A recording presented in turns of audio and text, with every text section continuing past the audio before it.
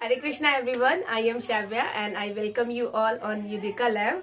और ये बहुत ही इम्पोर्टेंट सेशन है बिकॉज इसमें जो मैंने बताया है वो जैन से रिलेटेड है। जैन धर्म से जो भी उनका काउंसिल वगैरह कहाँ हुआ या फिर उनके कितने पार्ट्स हैं उसके बारे में बताया गया है। इससे पहले भी बहुत सारे वीडियोस आ चुके हैं as a quick revision type, मतलब कि आप एग्जाम में जाने से पहले इसको अगर इस वीडियोस को देख के जाएंगे तो क्या होगा ना कि आप फटाफट से इन चीजों को तुरंत याद, मतलब माइंड में ज्यादा देर तक रिटेन कर पाएंगे, रख पाएंगे। क्योंकि ऐसा क्या होता है ना कि बहुत सारा कॉन्सेप्ट होता है पढ़ने के लिए, लेकिन इम्पोर्टेंट क्या है, एग्जाम्स में बार बार कौन सा पूछा जा रहा है, तो उसको ध्यान में रखना बहुत ज्यादा जरूरी हो जाता है। तो वो यही क्वेश्चन है जो एग्जाम में हमेशा आते हैं। तो इसको आप बिल्कुल दिमाग में बिठा लेंगे और पढ़ लेंगे अच्छे से। अगर एक बार में समझ में नहीं आ रहा है तो 2-3 बार वीडियो देख लेंगे। वैसे भी मेरे वीडियोस बहुत लंबे नहीं होते हैं, ऑन एन एवरेज 10 से 15 मिनट के ही होते हैं, तो आपको बिल्कुल भी टाइम नहीं लगेगा। अगर मैं ज्यादा फास्ट बोलती हूँ तो आप कमेंट में बता सकते हैं, ताकि मैं धीरे से बोलने की कोशिश करूंगी। मतलब वॉइस में नहीं, वो तो तेज बोलना बहुत जरूरी है, मतलब अपना पेस कम कर लूंगी बोलने का। तो देखते हैं। तो जैन के दो इम्पोर्टेंट क्या है सेक्ट्स है, जिसमें से श्वेतांबर है और दिगंबर है। तो श्वेतांबर ये किस पार्ट में ज्यादा इन्फ्लुएंस किया, मतलब ये कहाँ पे ज्यादा इसका आप प्रभाव देख सकते हैं।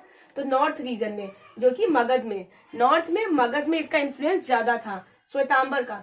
श्वेत का मतलब होता है ना, श्वेत मतलब कि सफेद कलर होता है, श्वेत, उसी से आप इसको रिलेट कर सकते हैं। श्वेता नहीं, श्वेतांबर, श्वेत कलर, व्हाइट को कहते हैं ना श्वेत हिंदी में। तो श्वेतांबर नॉर्थ में ज्यादा इन्फ्लुएंस हुआ और दिगंबर साउथ में हुआ। ठीक है, ये पार्ट हो गए। फाउंडर कौन थे? तो श्वेतांबर एस से स्टार्ट है, एस से। तो स्थूल बाहु, ऐसे याद हो जाए, इजी होगा आपके लिए। एस एस एस, स्थूल बाहु श्वेतांबर, स्थूल बाहु श्वेतांबर। ठीक है, और दिगंबर के तो भद्र बाहु, दोनों में बाहु लगा हुआ है, स्थूल बाहु और भद्र बाहु, स्थूल बाहु और भद्र बाहु। स्थूल एस से श्वेतांबर, नॉर्थ में मगध रीजन में, साउथ में नीचे के साइड तो भद्र बाहु। ऐसा आप इसको एस से इससे कंफ्यूज नहीं करेंगे आप, क्योंकि आप ऑलरेडी पढ़ चुके हैं। तो आपको क्या है, दिमाग में बस उसको रखना है ताकि एग्जाम में क्वेश्चंस इजिली अटेम्प्ट कर पाए। तो भद्र बाहु, और ये भद्र बाहु चंद्रगुप्त मौर्य के टाइम में थे, तो आप इसको भी याद रखेंगे। श्वेतांबर में क्या होता है कि व्हाइट, मैंने बताया श्वेत का मतलब ही होता है सफेद, तो ये क्या करते थे, व्हाइट कलर का कपड़ा पहनते थे, सफेद, जो कि अभी भी आपको दिख जाएगा, व्हाइट। और दिगंबर नेकेड, मतलब ये वस्त्रहीन थे, वस्त्र वगैरह नहीं पहना करते थे, और ये लोग सफेद कलर का कपड़ा पहना हुआ रखते हैं, अभी भी रखते हैं। आपको बहुत सारे दिख जाएंगे जैन धर्म से जो भी रिलेटेड है, वो व्हाइट कलर के पहनते हैं। और दिगंबर लोग क्या होते हैं, नेकेड रहते हैं, वो लोग नहीं पहनते हैं। इसमें क्या थी, फीमेल अलाउड थी, मतलब महिलाएं आ सकती थी, लेकिन दिगंबर वाले में महिलाएं अलाउड नहीं थी, वो वहां नहीं आ सकती थी उस काउंसिल में। और काउंसिल्स देख लेते हैं, जैसे बुद्धा धर्म के लिए 4 इंपॉर्टेंट काउंसिल हुए हैं। अगर आपने नहीं देखा है तो इसके पहले वाला वीडियो देख लिए, उसमें मैंने आपको बताया है बहुत अच्छे तरीके से। तो जैन के 2 इंपॉर्टेंट काउंसिल हुए हैं, फर्स्ट और सेकंड। पहला 300 BC बिफोर क्राइस्ट, और ये 600 AD, मतलब जीसस क्राइस्ट के बर्थडे के 600 साल बाद। तो ये आप ध्यान में रखेंगे। पहला वाला हुआ है पाटलिपुत्रा में, जो कि स्थूल बाहु के नेतृत्व में हुआ है, मतलब इनके कर्ता धर्ता चेयरमैन जो थे इस काउंसिल के, वो थे स्थूल बाहु, जिसमें 12 अंग के बारे में मेंशन किया गया है। जैन के 12 अंग के बारे में मेंशन किया गया है इसमें, स्थूल बाहु में। और दूसरा जो हुआ है 600 AD में, तो ये हुआ है वल्लभी, जो कि गुजरात में है, और ये है देवाधिसरम, ऐसे है, आप देख लीजिए एक साथ,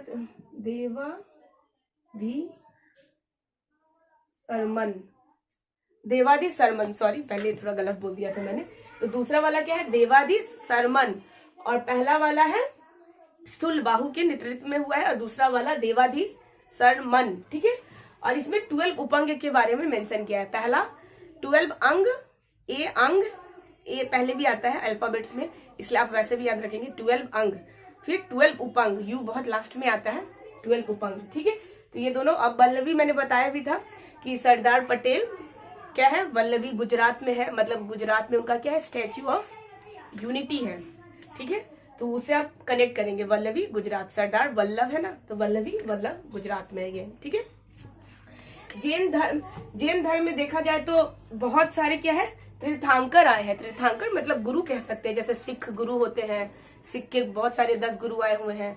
तो वैसे जैसे बुद्धा के लिए है महावीर, क्या गौतमा बुद्ध है, तो जैन में भी क्या है 24 तीर्थंकर आए हैं, 24 तीर्थंकर आए हैं, जिसमें सबसे इंपॉर्टेंट है लास्ट वाला 24 जो कि महावीर जैन है। और पहला वाला भी पूछ लिया जाता है, 23 भी पूछ लिया जाता है, 24 भी पूछ लिया जाता है। तो पहला वाला तीर्थंकर जो है वो है ऋषभ देव।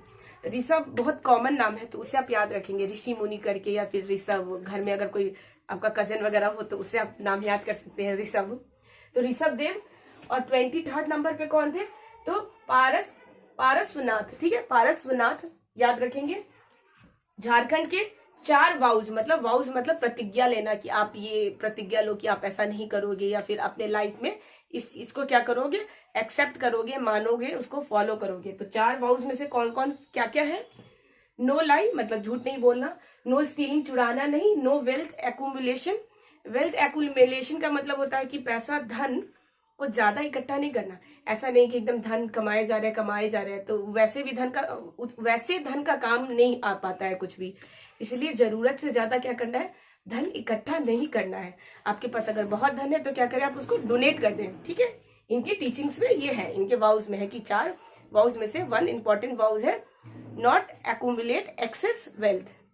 और लास्ट क्या है, नॉन वायलेंस, हिंसा नहीं करना, अहिंसा, जो महात्मा गांधी का भी एक है फिलॉसफी नॉन वायलेंस का, उससे आप याद रख सकते हैं। 23 नंबर के है पारसवनाथ, पहला हो गया ऋषभ देव, और 24 है महावीर जैन। इनका देख लेते हैं, देखिए यहाँ पे लिखा हुआ है BED, बीएड होता है ना, बीएड कर लेते हैं टीचिंग के लिए, तो वो बीएड जो कोर्स होता है उसी से याद रखेंगे। मतलब birth, enlightenment, death, this is birth, enlightenment, और ये हो गया डेथ। मतलब इनलाइटमेंट मतलब ज्ञान की प्राप्ति, जन्म, और इनका निर्वाण मतलब डेथ किस टाइप से हुआ या कहाँ हुआ उसके बारे में। तो बर्थ कुंडल ग्राम में हुआ है, इनलाइटमेंट जाम्बिका ग्राम मतलब गांव, जाम्बिका गांव में हुआ है, साल ट्री के नीचे हुआ है, और रिजुपालिका रिवर के अलोंग हुआ है, मतलब बगल में हुआ है। रिजुपालिका रिवर, साल ट्री के नीचे, और गांव कौन सा था, तो जाम्बिका ग्राम था, ऐसे याद रखेंगे, जामुन से याद रखेंगे जाम्बिका को। और डेथ तो पावापुरी में, तो इस चीज को आप याद रखेंगे। इधर देख लेते हैं, ये लिखा हुआ है त्रिरत्न। जैन में क्या है, 3 रत्न है। रत्न होता है ना, जैसे कि प्रेम रतन धन पायो, तो वैसा आप देख सकते हैं कि इनके इंपॉर्टेंट रत्न, जैसे प्रेम को कहा गया है बहुत इंपॉर्टेंट रत्न है, जैसे कौन सा धन पाया, तो मैंने प्रेम रतन धन पायो जी, वही है। तो यहाँ पे 3 रत्न है, तो ये देख लेते हैं, नॉलेज, फेथ और कैरेक्टर। मतलब राइट नॉलेज होना चाहिए, राइट फेथ होना चाहिए, और कैरेक्टर। तो देखिए आप ऐसे याद रखेंगे, KFC होता है ना, जहाँ पे बर्गर फिर पिज्जा वगैरह आप लोग खाते हैं, तो वही जो KFC ब्रांड है जहाँ पे मिलता है पिज्जा बर्गर वगैरह, उससे याद रखेंगे। राइट नॉलेज, फेथ और कैरेक्टर, मतलब सही ज्ञान होना चाहिए, फेथ विश्वास होना चाहिए, और आपका कैरेक्टर आचार विचार क्या होना चाहिए, शुद्ध होना चाहिए, अच्छा होना चाहिए, पवित्र होना चाहिए। तो ऐसे याद रखेंगे त्रिरत्न। जैसे कि महादेव, देवों के देव महादेव, उनके 3 आंख है ना, 3 नेत्र, त्रिरत्न, वैसे भी याद रख लेंगे आप जैन से। तो होप कि आपको ये समझ में आया होगा, जैन से रिलेटेड जितने भी इंपॉर्टेंट कॉन्सेप्ट थे जो कि एग्जाम में हमेशा पूछे जाते हैं, जिनके पूछे जाने के चांसेस भी बहुत ज्यादा है। तो मैं मिलूंगी नेक्स्ट वीडियो में, तब तक अपना और अपनों का ख्याल रखें। Thank you.